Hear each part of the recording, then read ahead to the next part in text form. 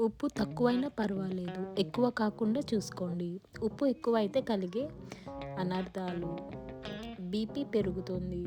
ఉప్పు ఎంత తగ్గిస్తే అంతవరకు మీరు బీపీ తగ్గించుకోవచ్చు.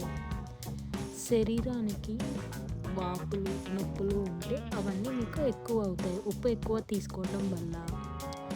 ఉప్పు ఎక్కువ వల్ల కిడ్నీ సమస్యలు వస్తాయి.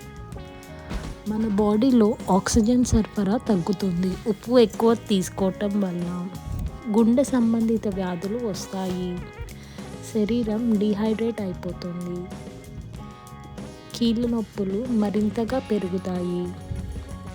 అంతేకాకుండా ఒక్కొక్కసారి వాంతులు, విరోచనాలు, కళ్ళు తిరగడం, నీరసం ఎక్కువ అవ్వడం అయ్యే సమస్యలు కూడా ఉంటాయి.